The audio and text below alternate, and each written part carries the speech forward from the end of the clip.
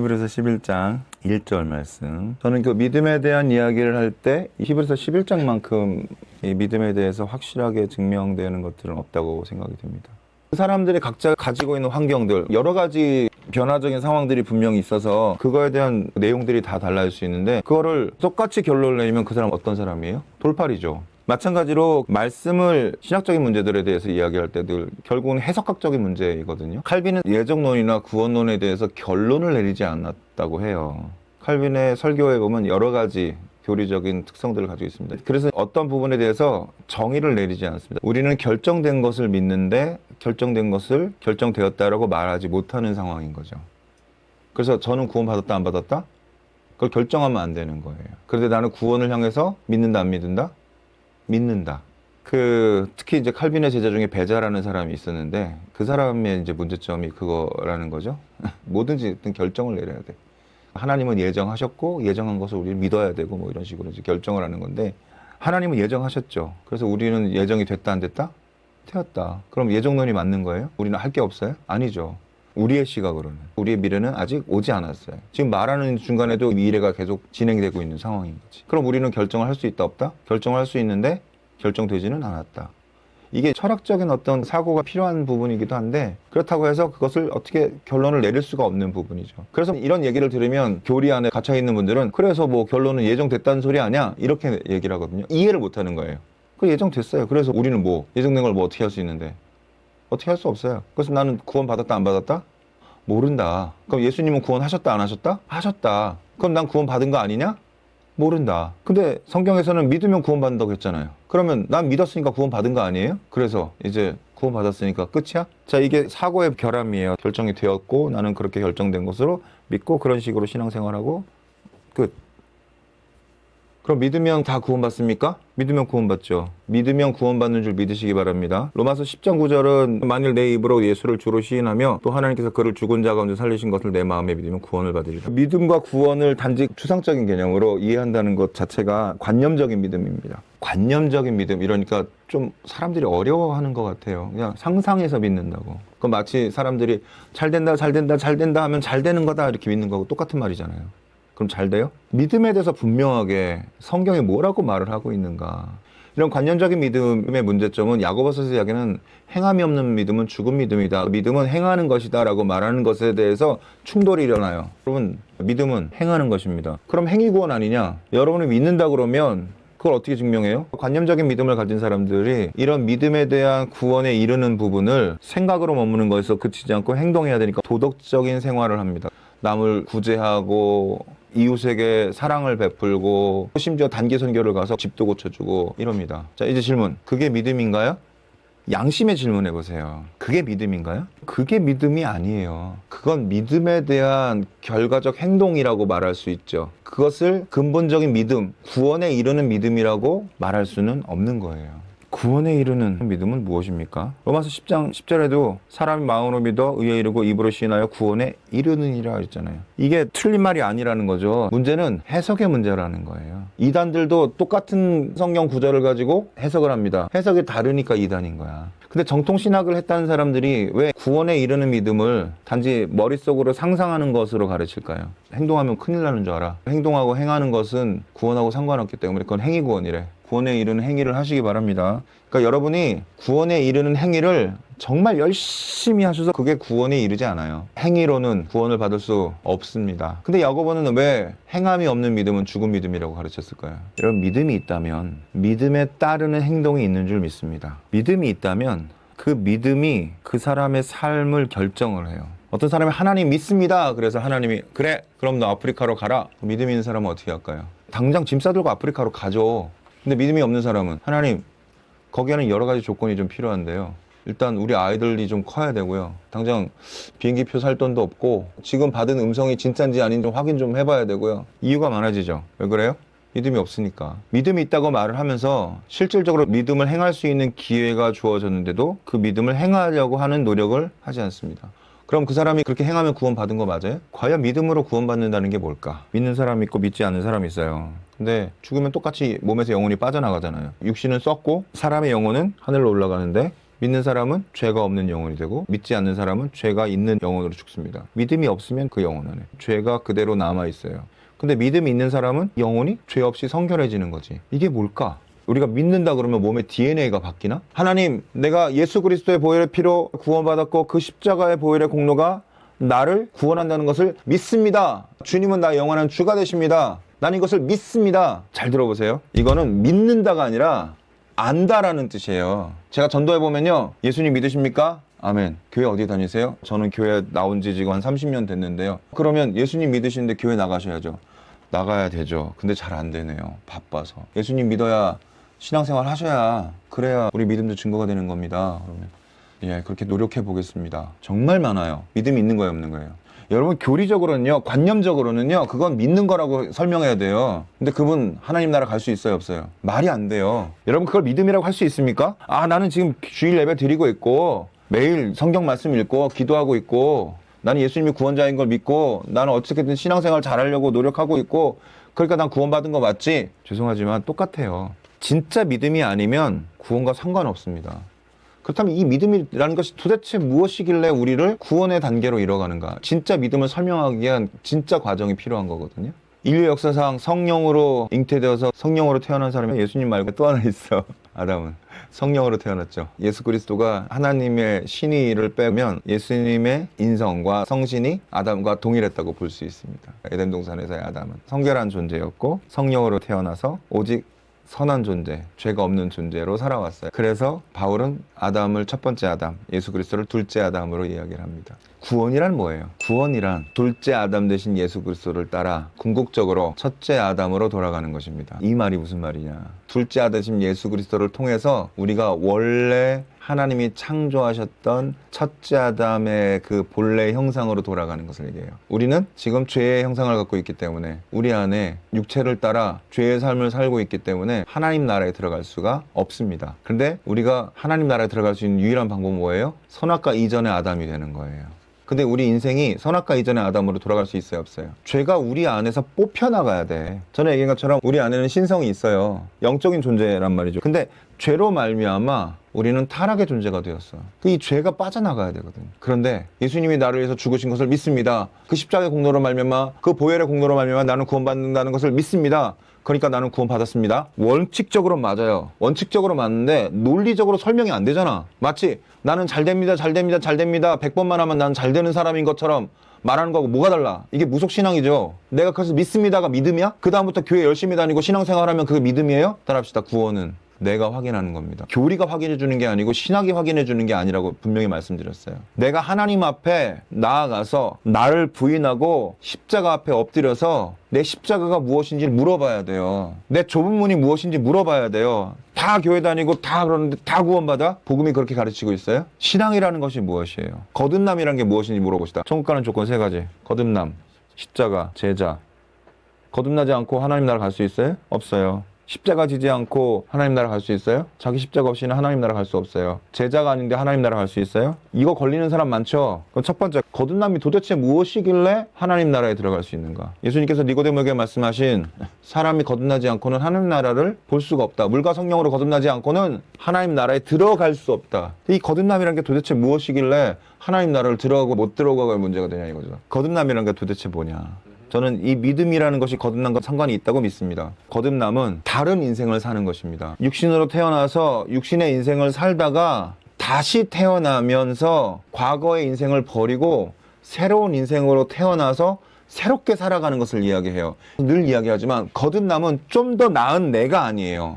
좀 더 도덕적인 생활, 좀 더 착한 나, 좀 더 나은 나가 되는 것이 아니에요. 옛날에 술 마시고 방탕하고 이랬던 사람이 예수 믿고 나니까 완전히 다른 사람이 됐네? 착해졌네? 거듭남이에요? 그게 아니죠. 이전에 내가 살아왔던 세상적이었던 삶에서 하나님 나라에 합당한 삶으로 변화되는 것을 이야기합니다. 그러면 오늘날 우리 같은 사람들은 뭐예요? 착하잖아. 술 먹고 깽판 친 적 있어요? 남한테 시비 걸고 주먹질하고 막 그랬어요? 아니잖아. 그럼 나 거듭난 거네? 이래서 많은 사람들이 착각을 하는 거예요. 와, 쟤는 신앙생활도 잘하고 착하고 어른들한테 예의 바르고 성경도 열심히 읽고 야, 쟤는 구원받는 게 확실해. 세상 사람도요, 성경 말씀 안 읽을 뿐이지 기도 안 할 뿐이지 착한 사람 많습니다. 오히려 교회 다니는 사람보다 훨씬 착하게 사는 사람도 있어요. 그럼 그 사람들 다 구원받아야 되겠네요. 여러분, 도덕적 구원론에 빠지시면 안 됩니다. 내가 지금 생각하고 있는 믿음이 도덕적인 신앙을 거듭남으로 착각하고 있는지 반드시 체크하고 확인하시게 되기 바랍니다. 다시 거듭남으로 돌아가서 우리가 인간적으로 깨닫고 노력해서 그렇게 변화된 삶으로 살아가기가 어렵다라는 것을 제가 늘 강조를 했어요. 가장 쉬운 방법이 무엇이냐? 성령을 받는 것이죠. 하나님 임재를 경험을 해서 많은 사람들이 경험했듯이 하나님을 경험하고 나면 다시 세상적인 삶으로 돌아가기가 힘듭니다. 그럼 하나님의 경험하고 임재를 경험하면 그 사람이 완벽한 성결의 삶으로 바뀌어요? 아니야. 당장 바뀌지 않아. 생각이 안 바뀌니까. 성령 받으려면 금식해야 돼요. 그리고 거듭나려면 회개해야 돼요. 성령을 통한 회개가 아니면 내 삶이 바뀌지 않는다니까요. 왜냐하면 내가 잘못한지 모르니까. 완전히 내가 깨어지지 않으면 내 삶이 변화되지 않는다는 거죠. 그럼 변화됐으면 그 다음 어떻게 해야 돼요? 변화된 삶을 살아가야죠. 어떻게? 성령으로. 성령으로 사는 삶은 어떤 삶입니까? 성령이 나를 어떻게 이끌어 가시는지를 날마다 물어봐야 돼요. 왜? 나는 아직 육신에 갇혀 있으니까. 내가 거듭났어. 성령으로 충만해졌어. 성령을 통해서 나라는 사람을 완전히 버렸어. 그럼 난 육신에서 벗어난 사람이에요?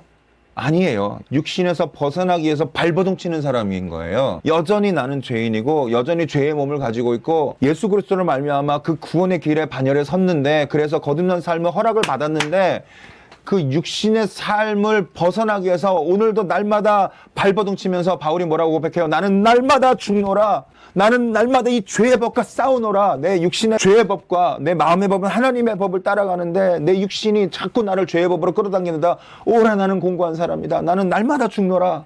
나는 그리스도 외에, 공로 외에는 잘할 것이 없다. 거듭난 사람의 삶은 거룩하고 성스럽고 많은 사람한테 칭찬받고 이게 아니야. 날마다 기도의 자리에 가서 하나님, 나는 죄인입니다. 나를 살려주옵소서. 여전히 나는 육신 안에 갇혀있고 여전히 육신의 즐거움을 찾아가고 하나님, 나를 벗어나게 하여 주옵소서. 성령님 외에는 도와주실 분이 없습니다 하고 날마다 주님 앞에 나 자신을 내려놓고 자기를 부인하고 십자가를 물어보는 거예요. 하나님, 나의 십자가가 무엇입니까? 십자가를 지겠습니다.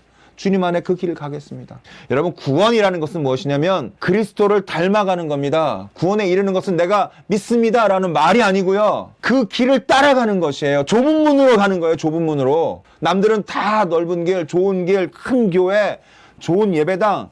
오늘 이 말씀을 듣는데 여러분 마음 가운데 찔림이 있는 것은 성령님의 은혜인 줄 믿으시기 바랍니다. 이게 은혜예요. 이게 이렇게 임재를 경험하고 은혜를 받는 이런 예배를 하나님 기뻐하신다고. 사랑하는 여러분, 우리는 육체의 욕망과 육체의 욕심과 육체의 정욕들, 육체의 즐거움을 끊임없이 싸워야 되는 줄 믿습니다. 이것이 거듭난 사람의 삶이에요. 이것이 좁은 문으로 들어가는 사람의 삶이에요. 이것이 자기 십자가를 지고 그리스도를 따라가는 사람의 삶이에요. 여러분, 둘째 아담 되신 예수 그리스도, 그분은 인생을 어떻게 살아야 되는지를 본을 보여주셨어요. 그분이 부자로 사셨습니까? 자기의 육신의 즐거움을 위해서 사셨어요? 태어날 때부터 눈먼 자, 태어날 때부터 안질뱅이 된 자를 고치신 그런 역사가 구약에는 일어나지 않았어요. 예수님께서 나면서부터 장림된 자를 고쳤단 말이지. 그리고 장림된 자한테 뭐라고 하셨어요? 다른 사람한테 가서 절대로 내가 고쳤다는 얘기를 하지 마라. 드러내고 자랑해서는 안 돼요. 왜? 예수님이 그렇게 하셨기 때문에.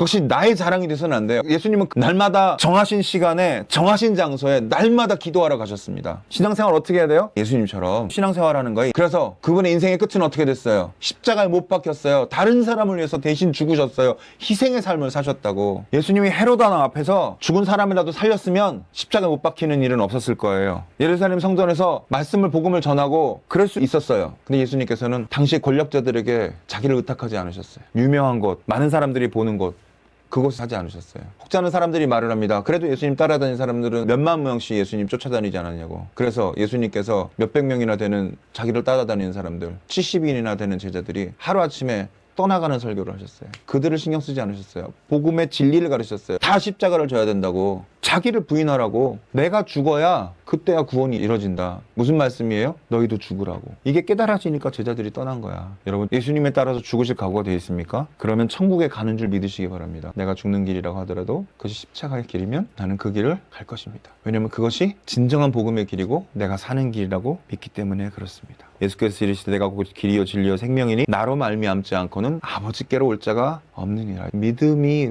왜 우리를 구원에 이르게 합니까? 이 믿음이 예수 그리스도를 따라가는 것이라는 것이 확인이 되기 때문에 그렇습니다. 내가 믿습니다라는 관념적인 믿음이 아니고요. 믿음은 내가 믿습니다를 행하는 것입니다. 내가 믿습니다를, 그 십자가의 길을, 예수님이 걸어가신 그 길을 걸어가는 것입니다.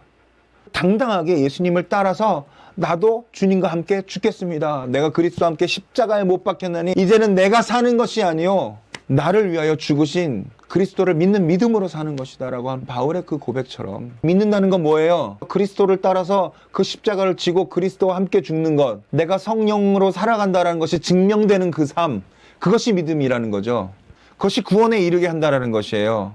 내가 믿음 있다고 백날 얘기하면 그게 믿음이라고 어떻게 증명이 돼요? 내가 믿음을, 그 삶을 살아가야 되는 것이죠. 도덕적 신앙인하고 거듭난 신앙인이 겉으로 보기에는 똑같아 보여도 관념적으로 믿는 믿음이 정말 목숨을 걸고 믿는 믿음하고 생각이 차이가 없는 것처럼 보일지라도 하나님 나라에서는 전혀 다르다는 거죠. 어떻게 믿음이 우리 안에 있는 죄성을 뺄 수 있습니까? 그것은 믿음의 삶이 영혼을 더 이상 죄에 갇히지 않는 삶으로 살아갈 수 있게 만들기 때문입니다. 그 믿음의 삶이 더 이상 죄에 얽매이지 않는 삶이 되기 때문에 그렇습니다. 하나님께 속해 있는 삶이니까 죄가 더 이상 그 사람을 붙들고 그 사람을 구속할 수 있는 능력을 잃어버리기 때문입니다. 그 믿음이 구원을 이루게 한다는 것은 맞는 얘기지만 그 믿음의 삶을 살아가는 사람에게 적용된다는 거예요. 단지 과거에는 내가 나쁜 삶이었지만 지금은 좀 더 착한 삶을 살기 때문에 그것을 거듭남이라고 착각하면 안 된다는 거예요. 그래서 제가 도덕적 신앙을 조심하라는 겁니다. 내가 목사라고 해도